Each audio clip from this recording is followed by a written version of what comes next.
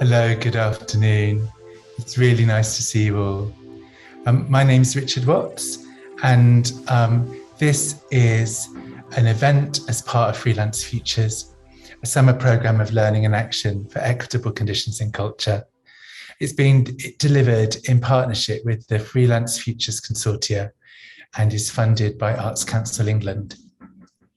I'm Richard Watts. I'm one of the co-directors alongside June Lynn Go of Freelance Futures, and I'm a director at People Make It Work, one of the partner organisations. I'm a 53-year-old white man who grew up in a rural background and in a working class context.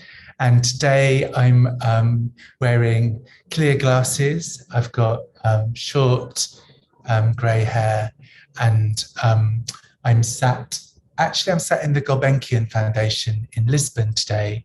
So there's a sort of concrete contemporary background behind me. I'm wearing a black shirt. So it'd be great if you could put your name and some information about yourselves in the chat so we know who's here. I've seen a lot of people doing that already. Thank you so much.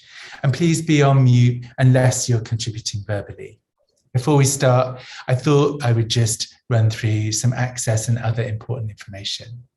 So you might have noticed this session's being recorded, and that's so that it's permanently available to view via our dedicated YouTube channel and via the website and our community platform.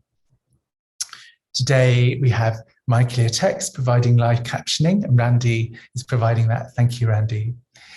To access that, please click the C closed captions button, and it's possible to access as a full transcript or on screen as captions. I'll just take a brief pause whilst those who need to activate captioning can do that. BSL interpretation today is provided by Liz and Anna. They're pinned in this conversation, and when they're interpreting, they'll switch their camera on, and when they're resting, they will have their camera off. I just wanted to say a quick mention about our kind of code of conduct that we pulled together. So we see that Freelance Futures is a call for collective learning and action, to build equitable conditions for freelancers working in culture. And we know that it will take all of our efforts to affect real change. So we welcome all your insights and experiences as independent practitioners, as practitioners working within cultural organisations, in unions, funding bodies, and in policy making. And given that we need all of us, this is our basic code of conduct for today. Please respect and value your collaborators in this room. Be aware of your privilege, knowing when to make space and when to take space.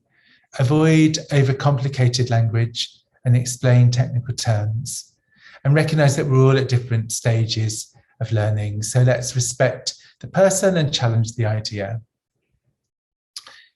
As today is a collaborative session where we're hoping that we'll all be involved in the conversation, when you are invited to unmute and share your views, we'll pin you. Ricardo, our digital producer, will pin you at that moment so that people can pick you out of the crowd.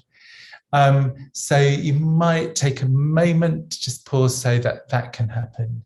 And if you remember, it would be great if you could give a really quick audio description and say your name out loud as you start your contribution. That'd be brilliant.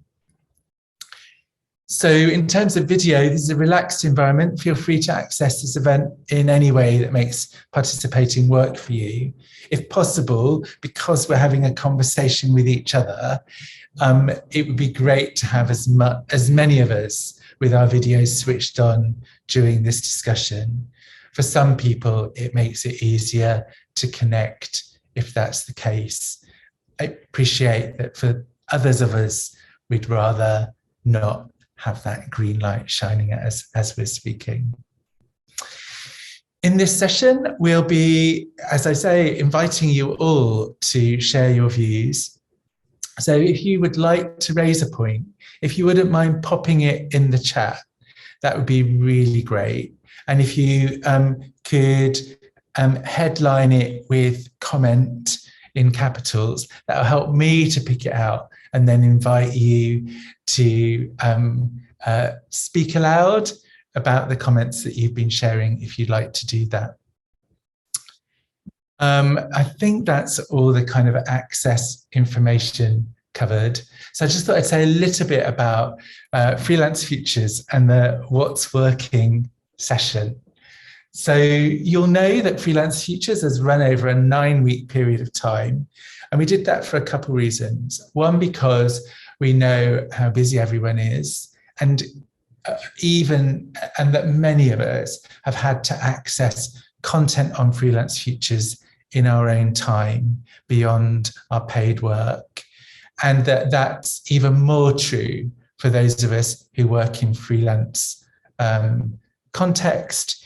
And we recognize the lack of parity that creates. So one thing we chose to do to try and make that a little bit more accessible was record everything, run it over a really extended period of time so that you could access things at times that might suit you best. Secondly, we created an extended process because we recognized that there's a lot to digest. And we wanted a framing that started phase 1, the first month really, was about really kind of connecting with resources and people. So finding out the reports and resources that already exist from partners like InCarts and Migrants in Culture and Freelancers Make Theatre Work, and what next. And then in the middle, we had a kind of live week where it was more intense, so 3 or 4 things each day. And then at the end, we've had another 3 or 4 weeks that are about getting ready to take action, digesting what we've heard and creating the space to start to put some things into action. So that's what today's about, really, about picking up that baton and seeing where we've got to. I don't think anybody imagines that systemic inequity can be changed overnight or even in 9 weeks. And I don't think anyone imagines that this is all it's going to take. And we sit in collaboration and on the shoulders of a whole host of other initiatives and practices that many of you have been working on. But we thought it would be useful to have a consolidation conversation and hear from each other. In the spirit of generosity, let's share our views with authenticity, and let's listen with, I suppose, with the same attention that we might speak. And let's recognize that quite often the future is already here, it's just unevenly distributed. And some people are already doing the things that we're imagining, and others have kind of got something that we can learn. So just by all being in the same room and sharing some views, we'll probably find that enriching for all of us. In terms of today's session, I'm proposing that we look at the 5 different themes that we explored during Freelance Futures. So there's a theme we've been exploring about understanding our rights and resources. So I thought we'd start there. There's a theme we've been exploring that's about organising as a sector. So I thought we'd go there next. There's a theme we've been exploring about our well-being. So we'll go there third. And there's a theme we've been exploring around policy making. And we'll go there fourth. And then finally, there's a theme we've been exploring around changing organisations. So I'm imagining in the next 80 minutes that we'll probably spend 10 or 15 minutes on each of those 5 themes. And then to just add one more complicating factor in, I've got 3 questions that I think Nyasha might pop in the chat. The first is about what we've already learned. So that's about what have you found effective for creating more equity for freelancers in the cultural sector? but we might not have already worked it all out. So the second question is, what steps are you planning to take to create more equitable conditions for yourself and others in the cultural sector? And the third question is a bit more open-ended. What are you committed to exploring with others that will create more equitable conditions for freelancers in the future? So I suppose those three questions, I'm imagining we might migrate through each topic from what have we already found effective, what we're planning to do, and then ending up with what might we explore. I hope I haven't overcomplicated our time together. So we're starting then thinking about understanding our rights. And I wondered if anyone would like to note in the chat some ways in which you've taken action or found effective ways to either understand or articulate your rights, calling for greater equity. So it'd be great if anyone would like to sort of share ways that you've already started to activate that conversation about our rights and using resources. And if as you're thinking, you haven't got something to say about that, then why not put something in the chat about what steps you're planning to take to create, to activate your rights more.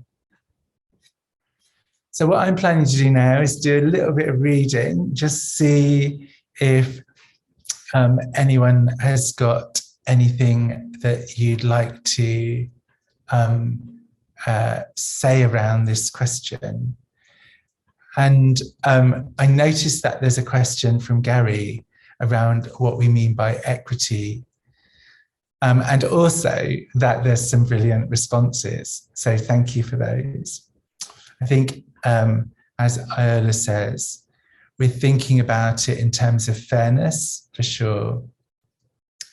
And about recognizing that we work in an unequal environment where there's some structural and systemic factors that make it harder for people who are working in freelance ways to get the clarity, the pay, the conditions, the access to work, the support and learning.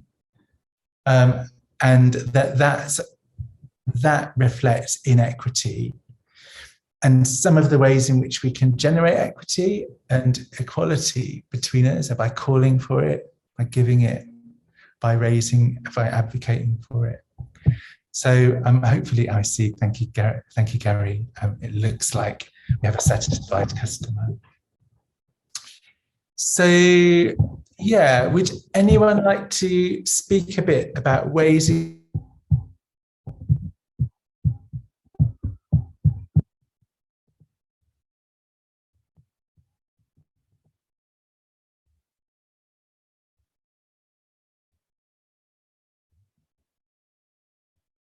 your rights, to activate your rights as a freelancer?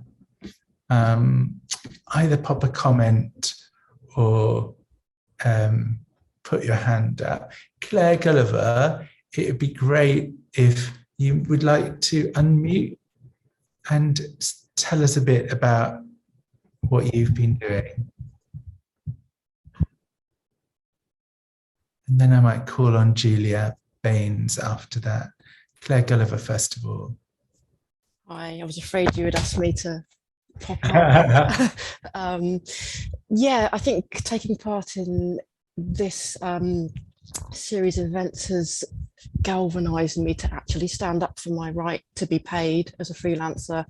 And I've already been putting that into practice in actual ways, like when people have pointed out to me that, well, don't freelancers build in pro bono time to their day rate? That's an idea that in an ideal world that might be happening, but in reality there's a real difference between asking a freelancer to commit core business time for free, as opposed to a salaried employee who is doing additional stuff on top of their work that they're salaried for. It's a completely different situation, and I think that was quite a shock for some people to hear.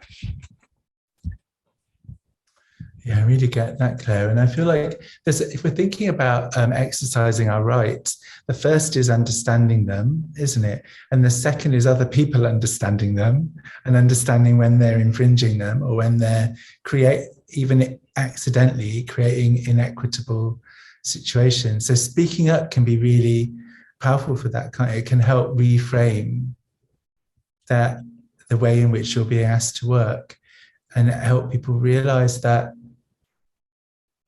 they wouldn't make that request of others, that they are just automatically asking of you or other freelance colleagues. Thanks, Claire. I think that I was going to hear from Julia Baines, and then I was going to go to Natasha. So we've got a little lineup organised.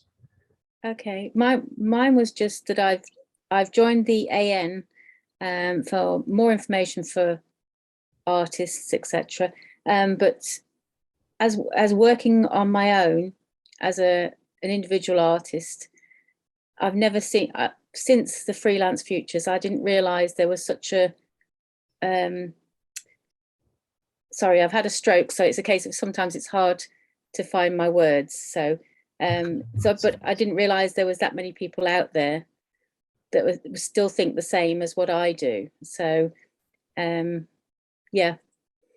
So I'll leave it there. Okay. Thank you so much for speaking, and it's been great to hear your voice during these Freelance Futures sessions.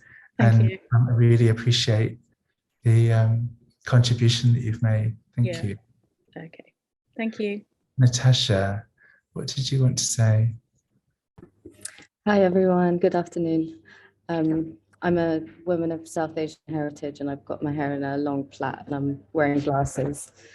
I wanted to say that I think following some of the sessions, I felt really inspired to be more active in my engagement with my union, which I'm quite new. I joined the AN network maybe this year, and I recently joined another union. I can't remember what it's called right now. It's the one that the Arts Council sort of refers to in their payment guide for individual practitioners. So I feel more enthused about engaging with my union.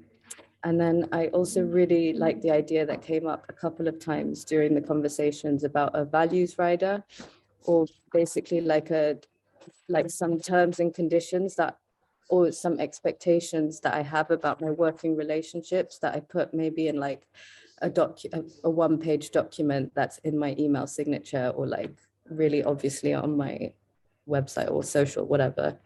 And I haven't made it yet, but sort of draw on some of the resources that have been shared during these sessions to build that. So yeah, that's what I'm feeling. Thank you, Natasha. I love that. I feel like that idea of a rider has come up quite often, hasn't it, across this program, and a range of ways of thinking about that. But certainly thinking about confidently and explicitly stating what we need in order to be our best selves, and for different people that will relate to different things, including even the kinds of values that I want to work within, the kind of ways I want to be heard and involved, the kinds of topics and contexts that I'm either seeking or not seeking.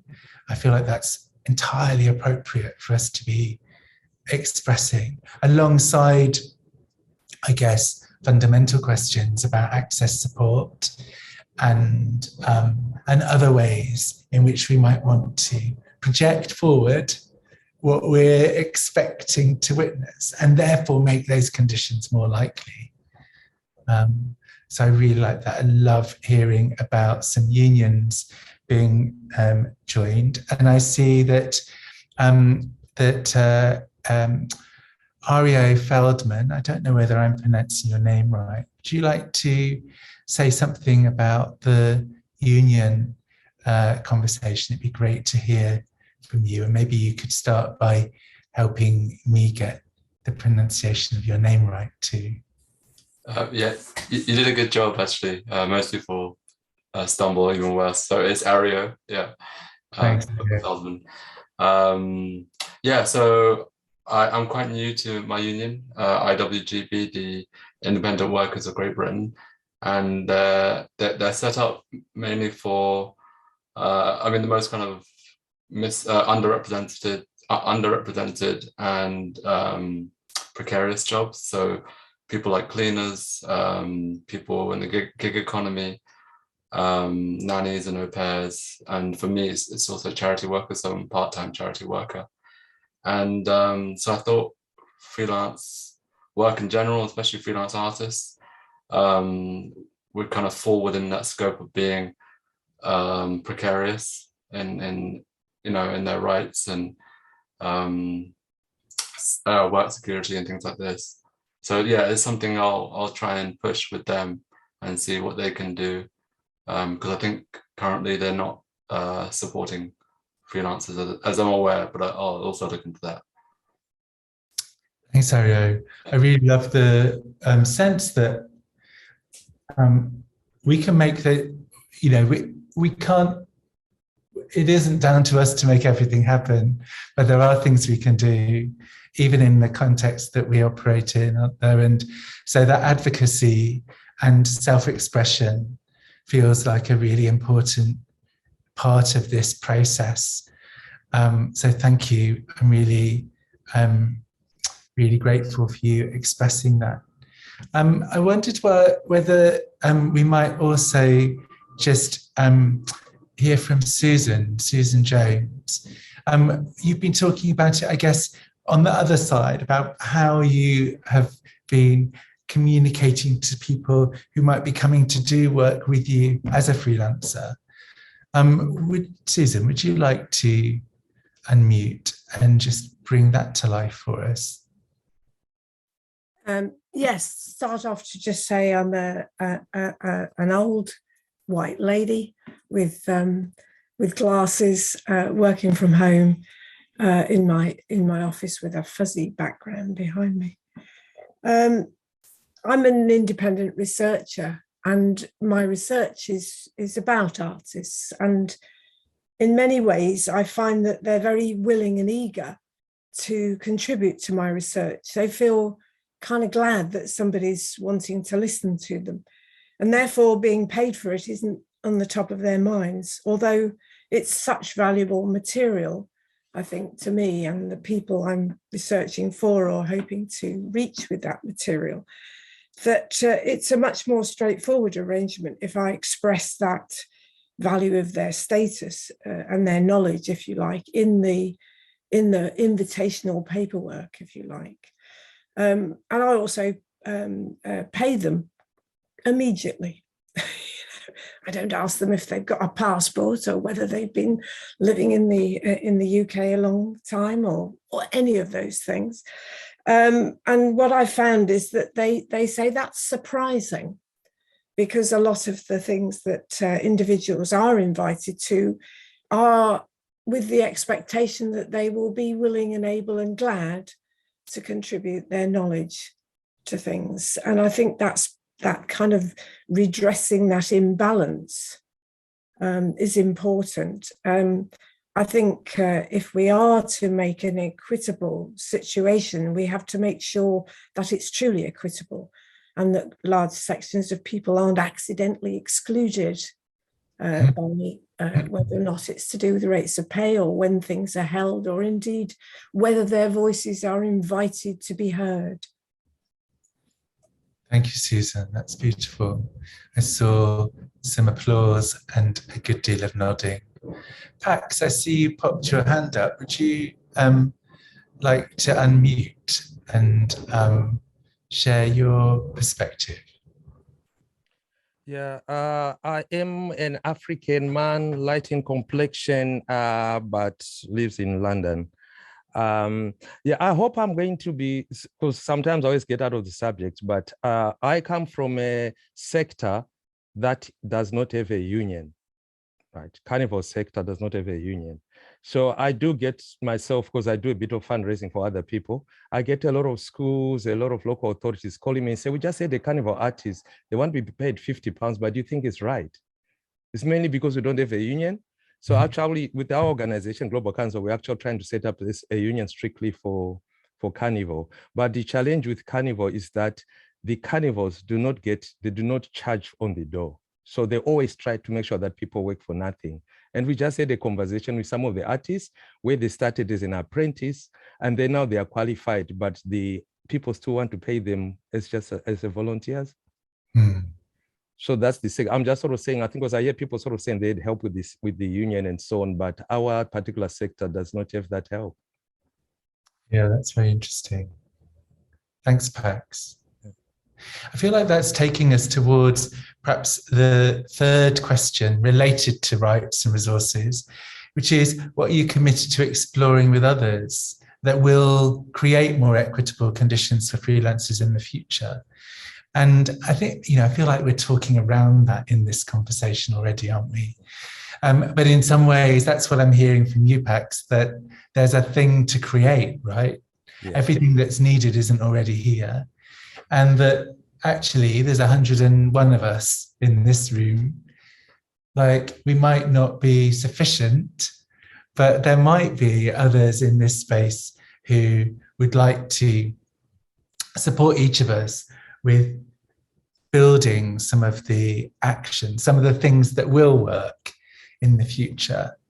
I wondered if there was anyone who wanted to do a bit like Pax has just done and kind of wave a flag for something that you'd like to see happen. You don't want to necessarily do all of it, but you'd like to explore it with some others. Is there anyone who'd like to, talk about something that you're seeking to explore?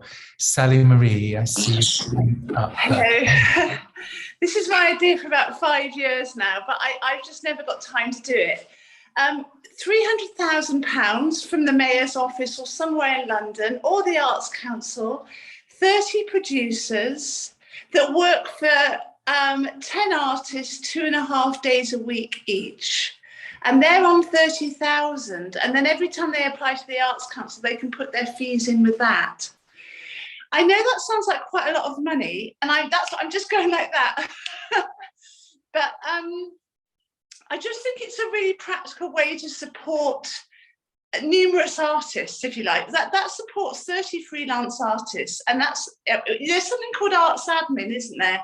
And they support very much like the performance art people and the odd choreographer. And I come from dance stage. Sorry, I'm white, big girl standing same colour as my wall. And so we met some years ago, Richard, and then I disappeared for a while. And I think you're extraordinary. And I think this whole program is extraordinary, but I was just really busy and I couldn't be a part of it. During lockdown, I started something called Freelance Futures for All. And we had like 45 people discussing the situation with the freelance sector. But because we know each other to say hi to, but we don't have in-depth relationships, really, all of the artists, I didn't feel that we got to a place where we could find solutions in a kind of unified way.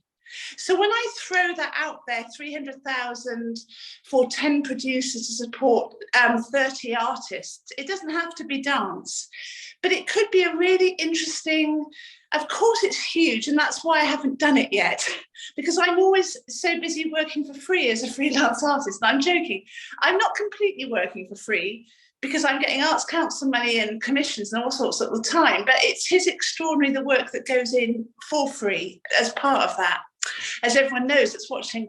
So I guess that's my question in a way.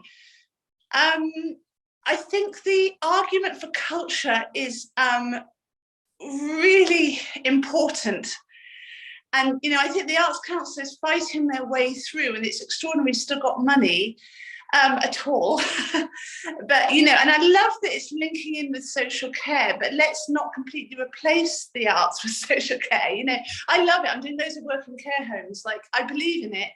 But there's something about the way that we articulate the importance of being supported for the future of the actual art itself that feels really important. And the other thing that I'm saying, so one is like an independent producing house that is supported to the tune of 300,000, which I think is money down the back of the sofa from somewhere, but where, I don't know. And number two is a chance to meet up socially with the people that are in these groups so that we build energetically more in-depth and grounded relationships. I mean, I'm ADHD with knobs on, I found out, because I couldn't control myself in the Zooms. I'd be like, idea. And I think everyone's speaking separately and with measure and knowing they're being listened to by a lot of people they don't know. Sometimes maybe the energies with us would be better if we could all meet in a park or somewhere that we could begin to kind of just blend our energies and thoughts and bounce off each other. So it's two things really. One, to meet up socially, and two, 300,000 for an independent producing house.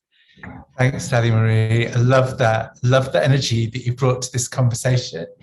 If you're happy to, I think it'd be great to pop your email address in the chat and invite others to kind of respond to you directly if they're interested in like collaborating or thinking some more about either of those things, physical meetups and that brilliant programming and producing idea. I would also say that I'm sure Nyasha will pop it in the chat. We have a social platform to enable the generation of ideas together. So I know that social media platforms still create some of the dynamics that you were just referencing, Sally Marie. So maybe that's right for you, maybe it's not. It's another route to organising that we wanted to put in place in case people want to use it. And it's certainly in that space, like we aren't trying to organise you in the social media space. We're simply providing the platform in case you want to organise yourselves or invite others to join ideas together. Seeing that it's essential, given that we aren't all in one big room together, although a 9-week all in one room would have been quite a thing as well, wouldn't it? Thank you, Sally Marie. I'm going to move to Sarah Kenny and hear from you, Sarah. Thanks for popping your hand up, and it'd be great to hear your thoughts. And then we're going to go to Devika. I see your hand there as well. Thank you. Hi, I'm Sarah. I'm 47-year-old Anglo-Burmese woman with very big glasses on. I'm very interested in governance, and I think that that's come about a lot because, you know, I started as a freelancer for many years and now run a very, very small organisation and have recently tried to set up a charity. And one thing that I've been reading about is that most charities, arts charities, if you look at governments, I think it's worse than the top 100 corporate companies in terms of representation. And I think sort of a lot of what we're talking about comes to power, who really, really holds the power. And so if we can sort of examine and talk to the Charity Commission about why it is that all trustees are unpaid, and I know that you can get expenses or a fee, etc., but I think that there is a way of making it much more equitable. And it's not only just freelancers that need to be on board. I think freelancers need to have positions on boards because, you know, if most people are sort of salaried people running these big organisations that are funding artists, how will they really understand what it's like to be a freelancer? So I think you need many, many, many more freelancers on boards who can bring this perspective. But then also, I think many freelancers will tend to go on and think about, well, do I want to set up a charity? Do I want to, you know, set up an organisation? And facing the block of you can't get paid to set up your own charity, you would have to then hand over the power of that to somebody else. I think it's been very, very problematic. And there are sort of case studies of sort of Black leaders and people that have been pushed out of their own charity and sort of really horrible situations because they don't have the power in that situation. So it's a very, very old-fashioned patriarchal system that I would love to see somebody take on and have sit down with the Charity Commission and have a conversation about who it's working for and who it isn't working for. Thank you, Sarah. I love that. People Make It Work. We've been talking about developing a program called Transforming Governance.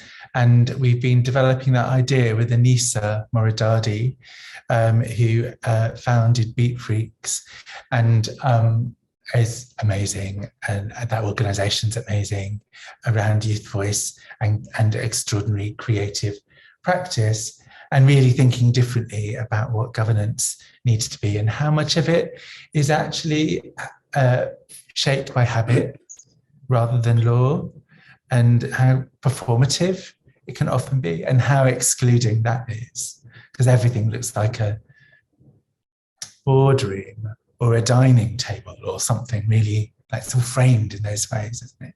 So I'm really interested in the question that you're asking, Sarah. And so if other people are interested in connecting around that idea, then Sarah, if you're happy to, I'd love you to pop your email in the chat. And certainly it's a conversation that People Make It Work we're really interested in continuing to explore as well. So I said we were going to come to Devika. Have I pronounced your name correctly, Devika? Would you like to correct me? Yes, my name is Devika Rao, and you said properly. You can stretch a lot, Devika. Yeah. So, yes, I'm a freelance artist. I've been working as a freelancer since 2006. And connecting to Sarah, I was exactly going to talk about my experience. That's why I just raised my hand. Thank you, Sarah, raising that.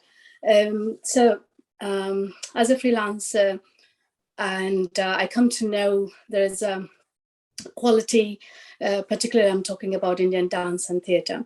So that's the time I stepped in and thought I will try to be a freelancer so that I can get opportunity to work with the various NPOs and other arts organizations. And there was a time, yes, I always trying to build the quality and traveling around the country. So, and I never happy about the growth as an artist. So I stopped myself and I applied for Arts Council grant for a choreographer. And I've received 3 times for my work. Thank you, Arts Council, for that. And I learned a lot during that time. So the first thing I wanted to, maybe, I have not attended your other sessions because I was not very well. Today I have to come. And I wanted to move from freelance state to employee state now. So we have, I thought of creating a CIC. First, I started business account, and then like a partnership, sole trade I was to work. And then I started my dance academy, and then I moved on to CIC. And this is when I was ill, and then my my board decided, kick her out. And so I'm come out from CIC, and now I went to study about what Charity Commission looks like, and I'm taking lots of courses. City Council is helping us. I'm based in Leeds, so I'm just saying how difficult it is for artists.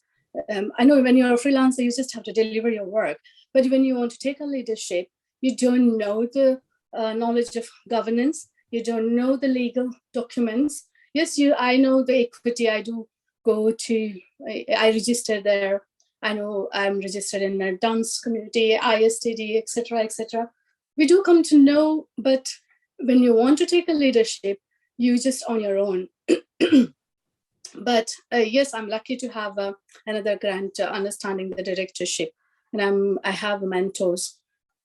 So been working with it, but still, if I'm thinking about other 101 artists, I don't know how many freelancers sitting in this room.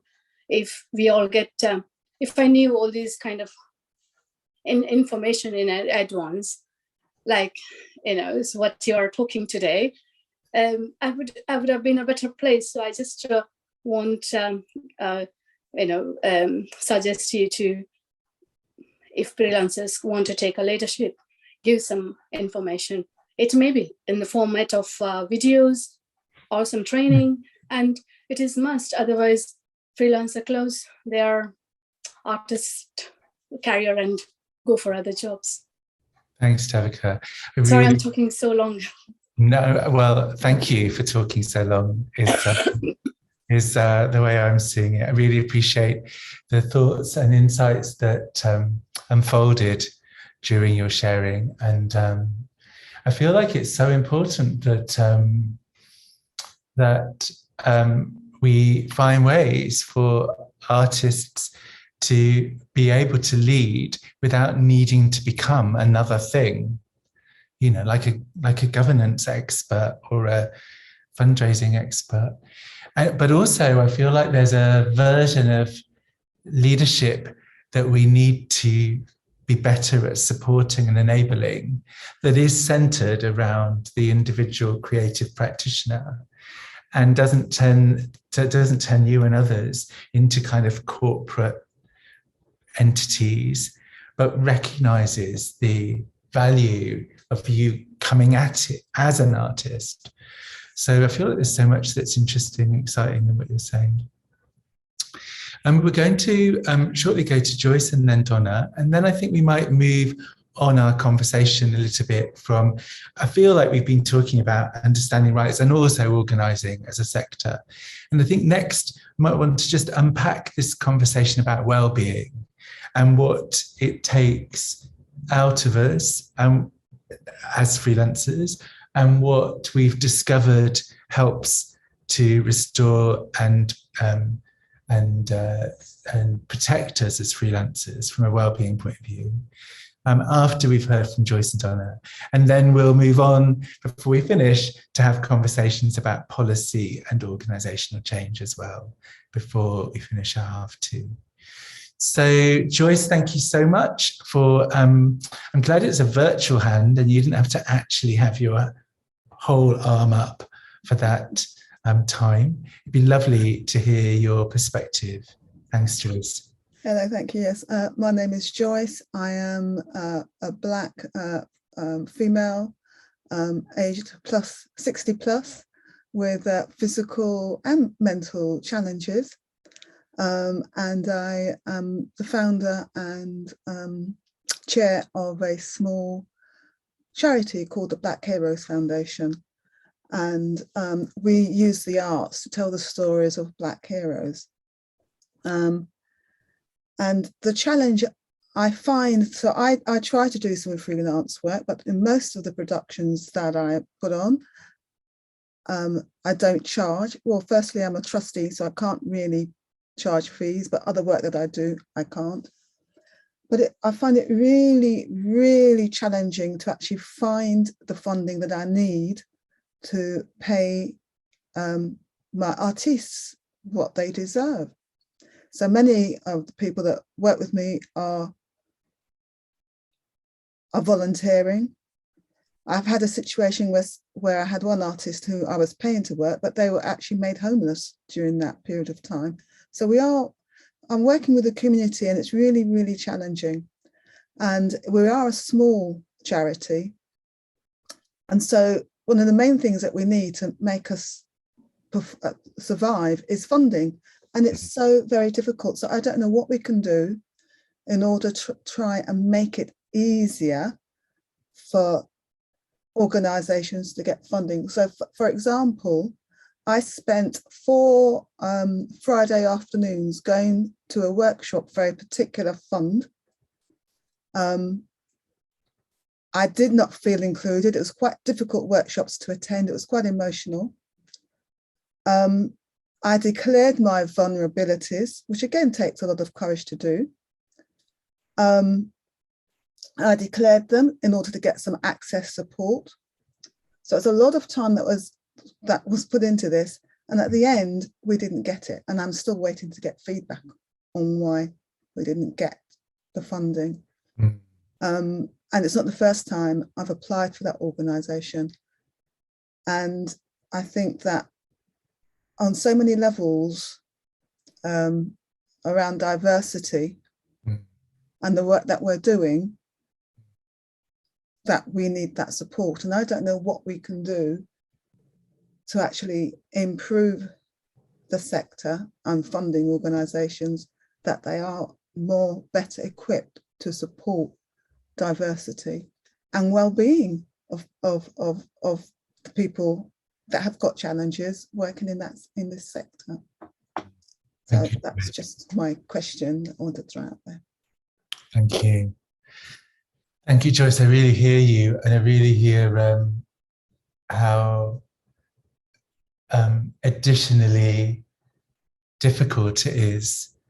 It's already difficult for charities and voluntary organisations to access funding, and then on top of that, we might stack a range of other barriers, and it often feels impossible, doesn't it? So I really appreciate you bringing that to this conversation.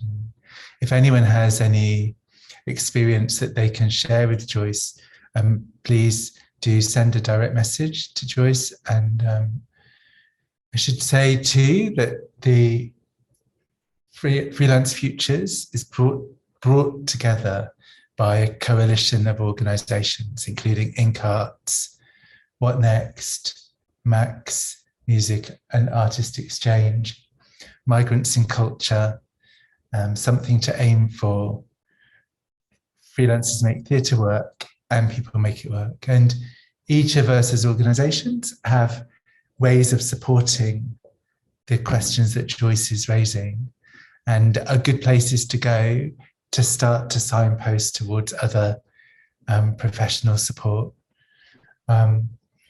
And I don't imagine any of those things are answers per se.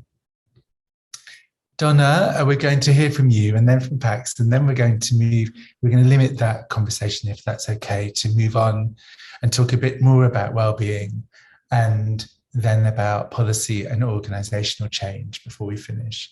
Hello. Excuse me. Hello. I will keep my camera off because I'm in bed. I've torn something in my leg. I was at the children's sprint this morning. So as an over 50-something Black woman, I'm, yes, holed up in bed at the moment. So if you don't mind, I'll keep the camera off. I have two companies that I run. One is East Midlands Black Arts Associated, which is Ember. And I've taken on the Maypole Cafe Bar and Theatre in Derby, which is essentially a pub. But I wanted to rebrand that and take over the space to amplify the voice of Black artists, theatre makers, and develop those around me that were not being seen in the sector, to diversify it. I have worked for other arts organisations in around nationally, but I felt it was essential to take this space on, to almost to give myself far more power to be able to be seen. I really liked what you're saying, Richard, about the consortium, because my very first thought was that I wouldn't take this space on alone, but I wasn't able to convince anybody to join me in my madness. And so I went wholeheartedly into this by myself without any experience of running a pub, but I am now a landlady. And I'm coming up to 3 years in. I don't really have any literal experience in running a theatre company either, or an arts organisation. But I believed that we should be working together in terms of the equality and the arts sectors and so on. So I've become part of the Creative Arts Network, which is comprised mostly of the local NPOs. I was invited to become part of the Creative Education Partnership as well. Some might think it was just to be a token, but for me, it was also about enabling and having a voice that I would feel enable change to happen. And because Black Lives Matter did happen, it was much more on the agenda for change. And as I say, almost 3 years now, we have spoken word, we have performance space. I've adapted the space so it could contain we do punk. It's not all just diverse in the fact of Black culture. I do punk nights, spoken word nights, and improv. That's the main thing, and sometimes party nights for young people. That said, often there isn't the support given for me. Me being around the table for others ensures there is diversity in their organisations, but the support given for me is very little. I've had to find funding myself and essentially find the funding to keep the building open by myself. I had approached the university as well because I'm in the university quarter, and hoped that that could be seen as a place for wellbeing. I had that conversation for the young people so that they could have a safe space. But that didn't materialize. And the death of some young guys locally, I just did a call out for a safe space to come and talk, calling it Time to Talk, and several people came. So I can relate very well to the struggle. This is what I'm saying, I guess. I relate very well to the struggle and the lack of support and the data that I should have carried without that knowledge to prove that there's an agenda for change, I don't have. Whereas all the arts organisations, NPOs, use my organisation to justify their enabled equity now. So I can see what Devika is saying, that we don't have all of the answers, we're not given the support, but I really do believe essentially the consortiums are the best way forward, especially when there's diversity. We should work far more together, because our agenda for change or our lens is quite similar, and that helps. And I think that's one of the things that we haven't really capitalized upon, because we can't all do it ourselves, but we should work together and see one another, not necessarily as part of the problem, but allies. And I think that's one of the most essential things I've learned, that we're all allies in this. We all want to have change happen. And so why not see one another as colleagues? And I think that's really how I view things moving forward, which keeps me here. I think that's all I want to say. Thank you. Donna, get well. And I love the sound of Ember, and I love the sound of the space that you've created and what you've enabled, and your focus on serving, creating relevant and safe and extraordinary creative spaces for people, and the power of coalition. Let's hear from Pax. Pax, you're going to have the last word on this topic. Over to you. Would you like to unmute and then... Yeah, I'll try to be short, but I also want to point out that in the chat, there is some, Amy Ricks has pointed out something which I think is quite a crucial subject to discuss. You know, when people get funding, all of a sudden somebody gets more funding than you, so you start competing on the, you know, audiences or something like that. So I think it's a worth subject to just pick up on that conversation.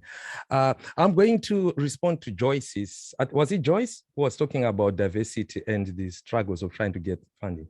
I worked for the Arts Council for 10 years.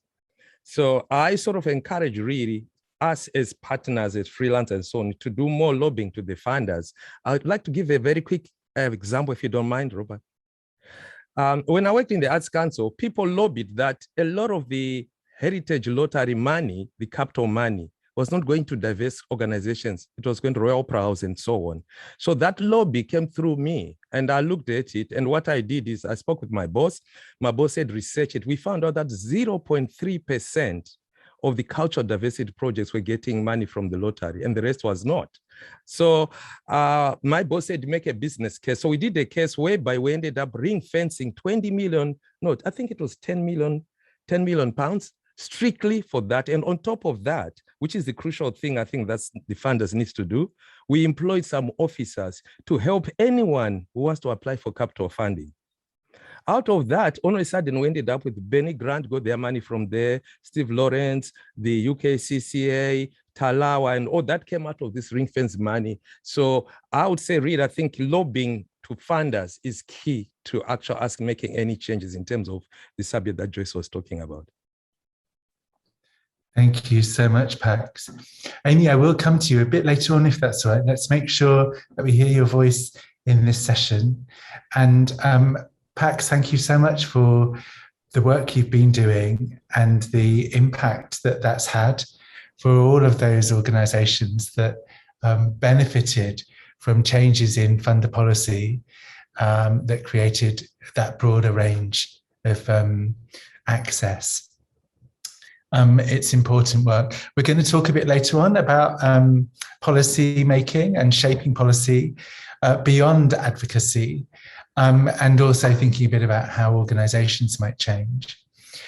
So at this stage, I'd like to just really appreciate Claire, Natasha, Devika, I think we discovered. Thank you. Ario, Susan, Julia, Sarah, Joyce, and Donna for your contributions in this first part alongside you, Pax. I think I might have missed a couple people. I'd also, of course, like to thank Anna, Liz, and Randy for supporting us with access so far in this session. So we've half an hour to go in this conversation. Of course, we're not going to exhaust the topic in that time, just the time we've allocated to it. And you'll see in the chat that if you're interested in continuing the conversation, there's a link to the network community in the chat that you might want to pick up. But for now, I'd like to move the conversation on to think for perhaps the next 10 minutes or so about well-being. And then the last 20 minutes, we'll think a bit about organisational change and policy. So during Freelance Futures, we had a series of sessions that were most directly about well-being. They were holistic practices to support us in meditation, movement, mindfulness. And also, well-being came up repeatedly when people were talking about strategies for staying well, whether that was around riders or boundary setting or managing volumes of work. So I wanted to just check whether anyone had anything they'd like to say about action, what's working for them, what's working for you in terms of well-being, or things that you're planning to try, explore, or that you'd like this community to engage with. And Trevor, I noticed that you popped your hand up and then took it down. We'll come to you before the end of the session, make sure I do, if you'd still like to speak then. Yeah, anyone like to say anything about well-being practices that you've adopted that serve you, that other freelance colleagues might value hearing about, or things that you're planning to try or implement that might require this community? Yeah, Terrell, it would be great to hear you speak in this space. Hi everyone. I'm a white, mostly man, mid-30s, dark hair, and with a beard. I recently came across a really interesting practice when I started working with Unlimited Theatre in Leeds, and it was the first time I'd ever been invited to fill out a kind of a well-being kind of pack. which described where I was asked to kind of go through things that any things that I had going on, and also how they might manifest and how they might impact on my work. And all of those were read by kind of line managers and other key colleagues. And I think it really struck me as an interesting way of working. It has worked very well in the sort of first year that I've been working with them, I think. But it really struck me that how many relationships I've had in the past working in, an independent theatre sector, where people's well-being has got in the way of their ability to do their work, partly because we spin so many plates all at the same time very often. So it's very, very difficult to check in with people. And actually knowing at the beginning of a relationship, having someone write down what the things how they have going wrong for them and how that might manifest. And if you suddenly don't hear from someone in 2 weeks or whatever, that they might have already said, when I'm feeling really low, I stop communicating with people. So then you might think, oh, okay, maybe I need to check in with this person, rather than thinking everything must be all right and must be going okay, because we make assumptions, don't we, about the way in which people are, what their behavior means about how they're feeling. And those assumptions aren't always right. And so with such bad mental health in the sector, and when people are, managing many, many insecure jobs, this idea of having like a discussion right at the beginning of a contract about mental health really struck me as a brilliant way of talking about that in a really professional way, which doesn't kind of get lost in it, in quite a safe way as well. Which can potentially prevent issues further down the line, and fallouts. So I think that balance of well-being and the project happening is really difficult, because often the people driving a project, their well-being is tied up in that project being a success. And if someone's well-being starts impacting that can be really, really messy, and really upsetting for all parties. So yeah, a well-being rider, I have a huge, would recommend that very, very highly. I will actually share a link to, I think they made it publicly available what they use. So I'll share a link to that people can use as a template, but I certainly would, rate it highly. That'd be great. Thank you very much. I know that at Diversity, Becky Chapman was talking in one of our sessions about the practice that, and a number of people in this space know diversity well, a focus on, what do you need in order to be your best self? Started off as being about kind of, I suppose, a more traditional access conversation, and now it's a universal one. And a repeated one, the sense that those things will change over time. We at People Make It Work have a human-centered sort of HR practice, which means that we develop contracts together rather than presenting someone with one, and we explore what they would need it to say in order for it to work for them.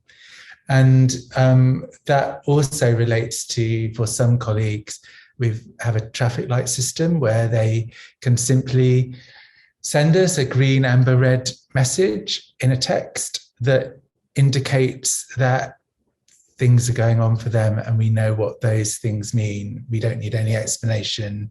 We don't need to make any judgments, and we know how we might respond to those colleagues using that strategy.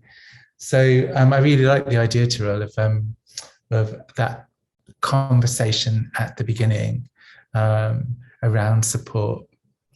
Who else has got any other things to say about well-being? Any other reflections? Anything else anyone would like to say? I see there's some chat about a no day-to-day from Joseph. Sounds like a really good idea. I got an email the other day from Stella Canu, who spoke on this program too, from Lyft, and in her email footer it says, I check my emails, I think between 9 and 10 and at 4 o'clock. And that's really helpful. And I feel like it's probably really helpful for her to be like, helping to prevent that constant checking and constant interruption. It means that sometimes emails have an elevated impact on our well-being.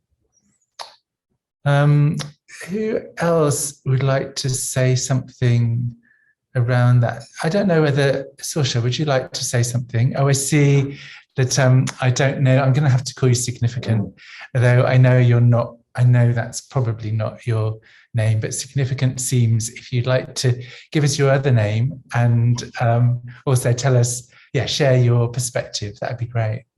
Sure. I'm Catherine West. We do share a Zoom account across a sort of collective of freelancers.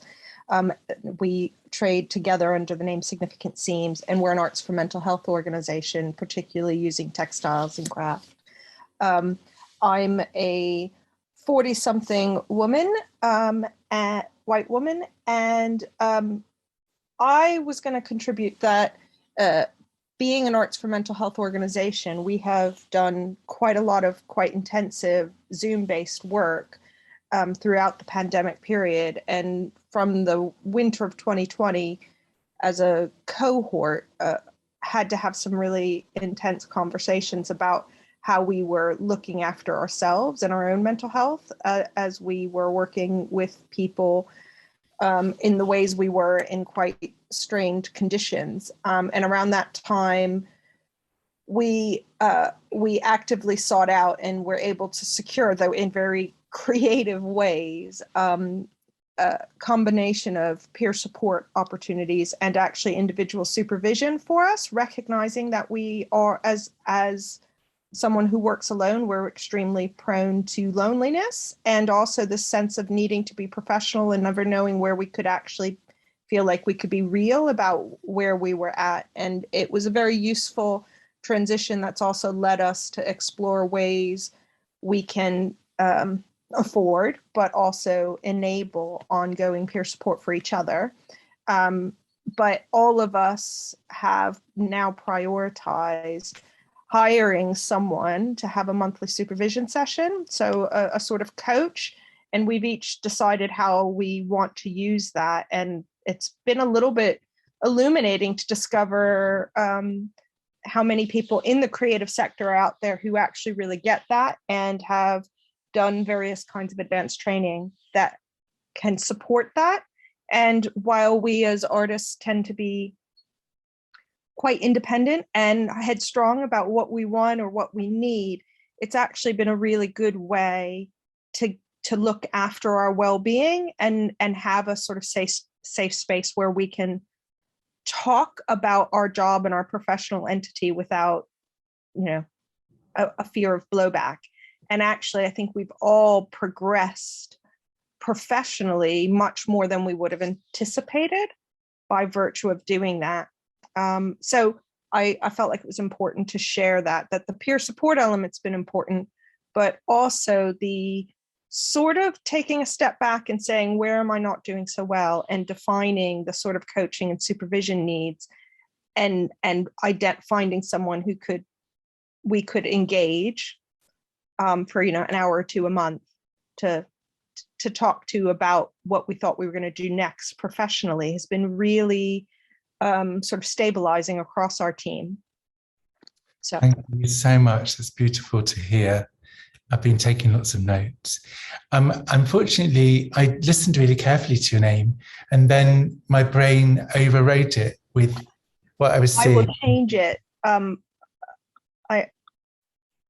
I need to change it. It's Catherine West. Catherine, thank you. I just wanted to use your name in my thanks, and I'd already lost it. Thank you very much, Catherine West. That's really brilliant. Devika, you're going to have the last word on this topic before we move to our final bit of the conversation around policy and organisational change. Devika, what did you want to share around well-being? Actually, we just celebrate International Yoga Day through texting and WhatsApp all my artist friends and come to this park and we will do some yoga, but we end up doing dance. I love that. So that was really good bonding for our group. So we kept it on again for this summer. We just started. We're going to carry on until we get to winter time. Thank you so much for mentioning that. It brings joy right into this room, just picturing that. So thank you so much for all of your contributions to that conversation. It's been absolutely brilliant. I'm just going to summarize where we've got to with some of the headlines from the conversation that we've had so far.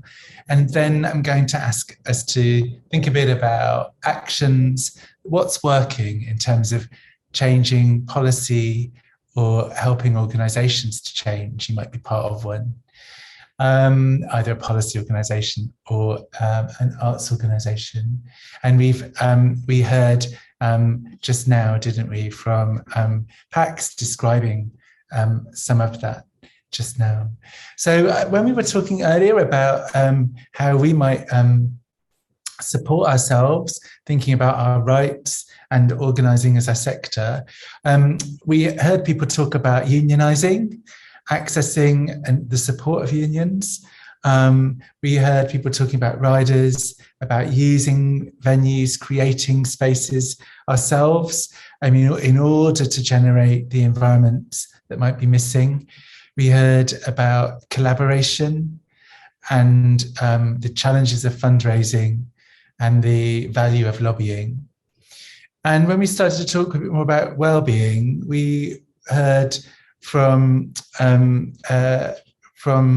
some colleagues about the well-being rider, thinking about unlimited's practice. I see that Terrell's popped that link in the chat too. No data days, the value of supervision and coaching, the value of dance and yoga, peer support, and the introduction of boundaries.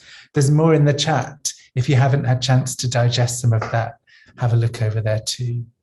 So we're about 16 minutes from finishing.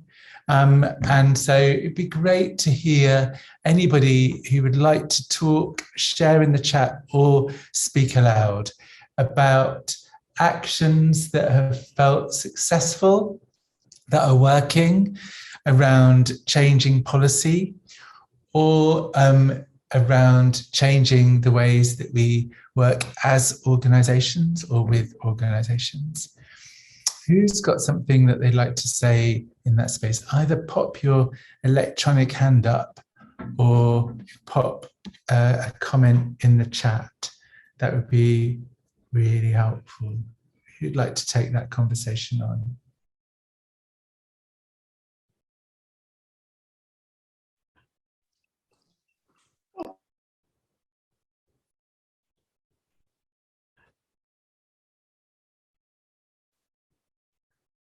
Erica, it'd be great to hear your voice.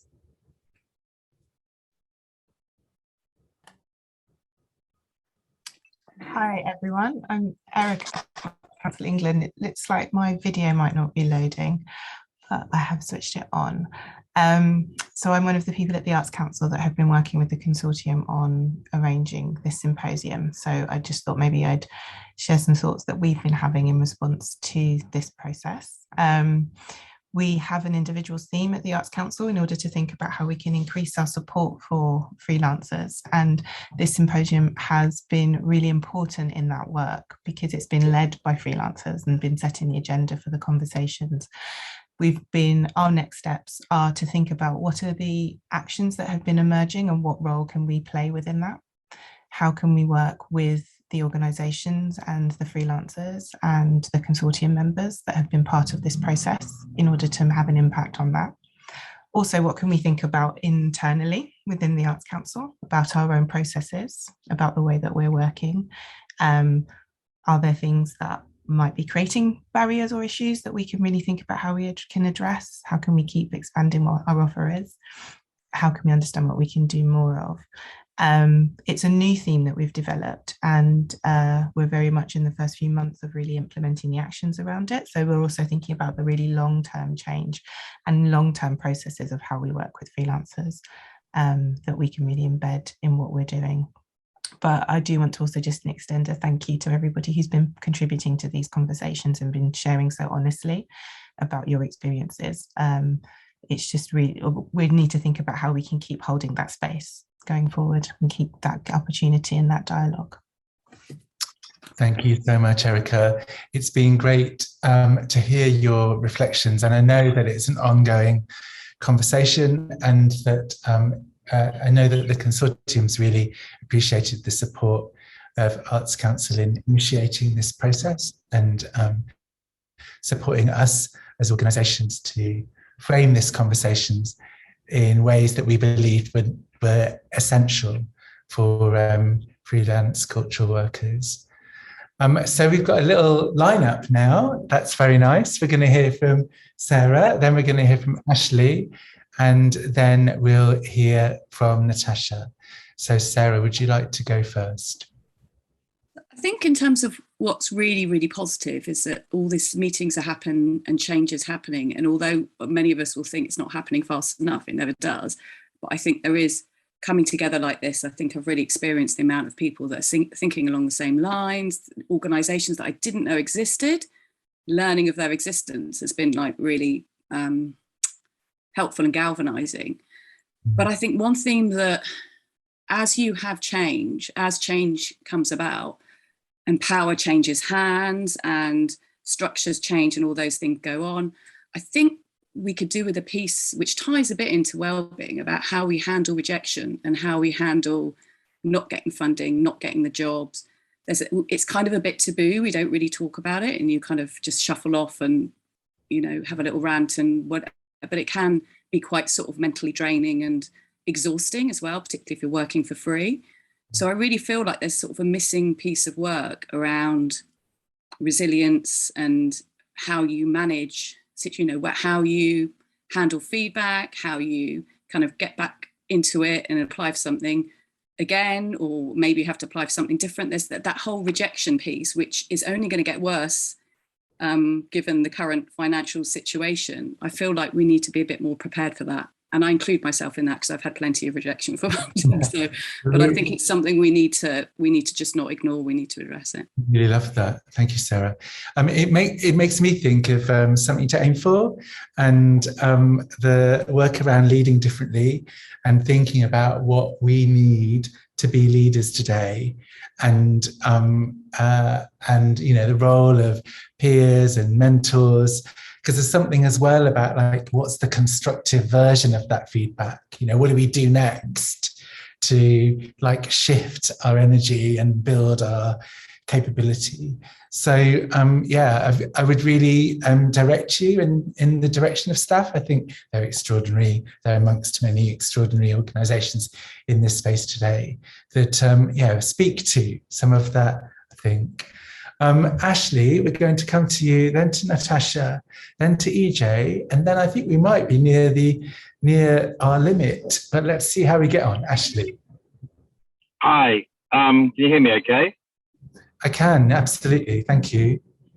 So I need to apologise because like through the whole process and all the series of events that have gone on, I've each time tried to book things into my calendar to attend them and to listen and to read the resources. And just like today, one thing or another come up from being a freelance and working for myself and having to do every part of a company job myself, as I'm sure most other freelancers do. And I think some of the things I filled in on the feedback forms were, you know, along the same lines of how do you create time to do something as intensive time-wise as this has been. And clearly it's been very a great sort of CPD learning process, networking, and I just haven't been able to access it because I've had to be working. Yeah. And you know, I've neurodiversity, dyslexic, ADHD, and one of the key things I need is help on the arts lottery, numerous on the go, some global, and I just don't know how to access ever getting any funding, and finding the time to sit down and do it. And even when I do, I sit there kind of a bit, you know, challenged by the multiple layers of the online questions and the details that need to be done.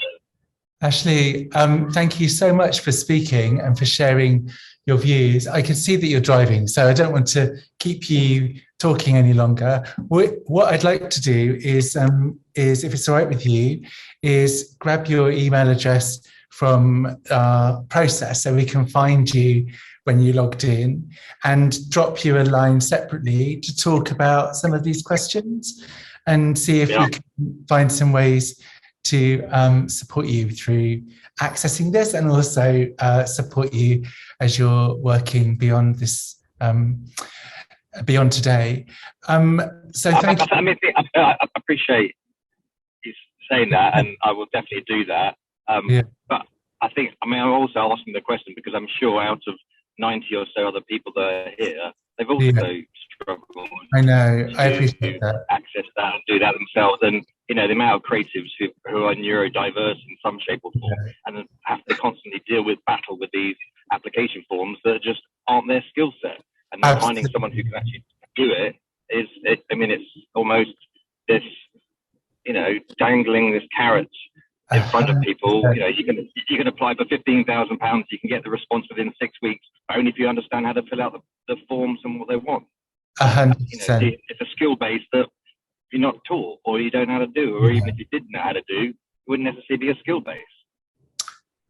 I absolutely hear you, and I think it's an extremely important question across accessing funding, because there's a real bureaucracy bias and an assumption that the most accessible way to gather data is to fill out lots of forms and write lots of put things in lots of boxes, which of course doesn't equate to the way that lots of people process information or communicate.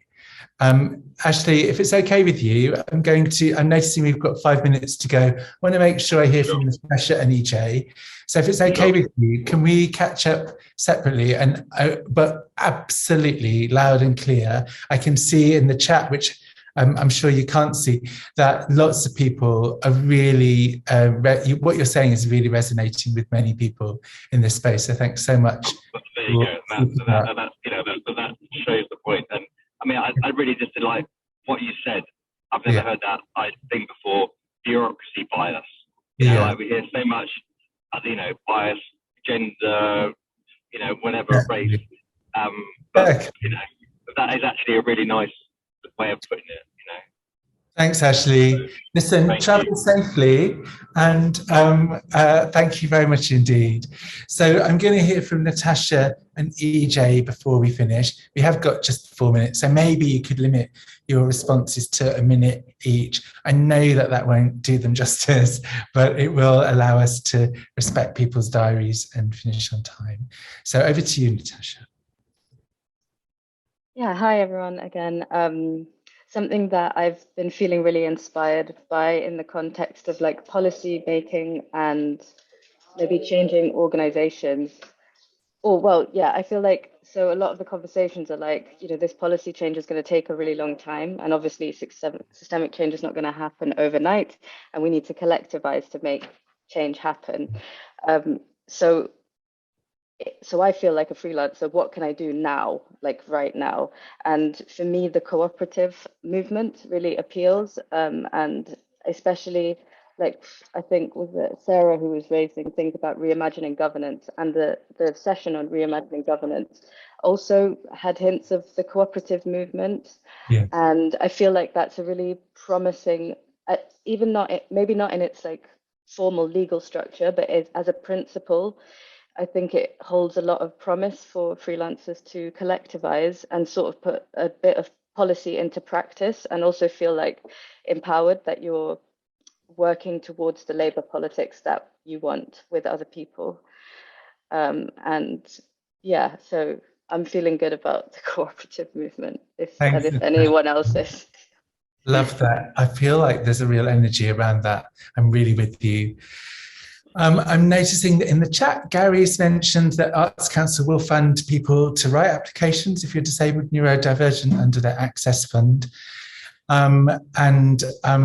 There's also a message from Lisa Dryberg around developing and exploring communications for neurodiverse people. So notice that. Last minute, EJ, what would you like to say? It's really brilliant to see you and hear you. Hello. Hi. I posted something in the Mighty Networks community, and I just thought, as we have Arts Council here, it would be interesting to flag it. So I run a program that supports creative freelancers to build their business skill set and mindset, and the hope is that we can bring a bit more entrepreneurialism into it to ride out this difficult landscape. But I'm really conscious that in doing that, we're kind of empowering freelancers from our end, but then they're met with effectively the bottom line of the hiring organisation of the client. And having led NPOs myself in the past, I just would love to explore a little bit, how do we support and empower freelancers to be setting their own rates and chasing those invoices on our payment terms, not their 90-day policy, and signing our contracts and terms and conditions, not just the hiring organisation. And equally, how do we then hold those organisations to account with a sort of safe whistleblowing space where freelancers can feel able to call out organisations that aren't delivering best practice in their favour, maybe doing lip service to the freelance agenda, and without fear that that's going to then kill their next line of employment. And I think there's a real rub between the agenda of both. And I'm conscious that we're empowering on one side for them to kind of be crushed again when they meet their maker, if you like. Love that. Thank you so much, EJ. Really appreciate you bringing that up here, and also signposting Mighty Networks, the platform for you all to use to connect and make other stuff happen. Thank you so much. Thank you to everybody who's spoken in this conversation today. It's been absolutely brilliant to hear everyone's voices. I wanted to say that the programme it was designed to be permanent. So whilst there were some live recordings, essentially the resources are permanent, BSL interpreted, transcribed videos and resources on the Freelance Futures website, where they'll stay forever. And our hope is that for any of you who are kind of like, oh, I missed something, you didn't miss it, because it's only just been put on the website. It's there forever. You just might have witnessed the recording session when you came to a live week. But the intention is that we've created together a set of conversations that help all of us to thrive as freelancers in the cultural sector, to help make change, to help organise, to understand our rights, to lobby, and to have healthier, more equitable relationships with the organisations that we work with creatively. I'd like to thank all of you for a really brilliant conversation. And do go to Mighty Networks, do go to freelancefutures.org to access future resources. Keep in touch. And thank you very much indeed for a really brilliant afternoon. Take care.